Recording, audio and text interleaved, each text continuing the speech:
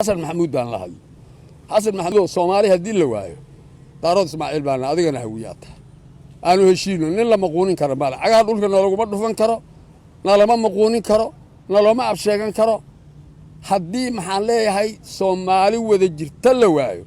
adigana hawiyaad noqon waad istaqaana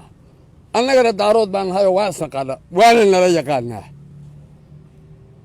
ha isku dayin inaad leenka aad leedahay ka baxdo madaxweynahan ay cid lagu maquunin haday jirto kuwa ka horeeyeen oo fara badan adduunka yaa wax maquunin lahaayeen cid la maquunin karta ma laho Jubbaland reer daarood la yiraahdo laga soo bilaabo luuq iyo raas Kamboni oo Kenya ku taal xuduudkeeda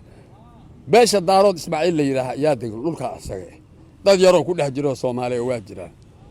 dadkii asaga ahaa go'aan waxay ku gaareen Jubbaland inay dawladooda dhistaan bay ku gaareen cid kale oo lagala tashanayana ma leh haddaad dastuur adi samaysata anagana kuma samaysana haddaad qabiil isticmaasho anagana qabiil baa isticmaalay haddaad saaxiib leedahay adduunka oo dhan anaga saaxiib leedahay haddaan heshiin weyna adda daarood anagana daarood baan nahay adigana hawiyaata saacada wixii ka bilowdana waxaan soo saari doonaa meel aan joognaba inaan dhahno kalsoonidii lagu dhisay waan kaala noqonay madaxweynaha Soomaaliya gobol la yiraahdo waqooyiga Soomaaliya Somali British Line oo labadii gobol ee xoroobeen oo gobolkii Soomaaliya oo dhan u hor xoroobay ayaa goostay muddo 40 sano ku dhow ilaa maalinku soo galay maanta kama u hadlahayo dagaal baa ka dhacay ehli gobol daaroodku uu degan yahay oo khaatumo la yiraahdo oo gobolada Soomaali kuwa ugu muhiimsan ka mid ayaa ka go'ay gobolkii asaga ahaa ilaa hadda inuu aqoonsado oo uu gobolnimo u aqoonsado wuu diiday macnaha hadalkaygu wuxuu ku saabsan yahay eed aan madaxweynaha toos u leeyahay nin Soomaali baan ahay oday 80 jirana waan ahay qabyaalad Soomaalina ma dhowri karna annaga oo qabiil ku saabsan waa tiin meesha Soomaali dhigtay maalinku soo galay ninkaas la yiraahdo Xasan Maxamuud wuxuu dagaal ku bilaabay Puntland iyo dagaal ku bilaabay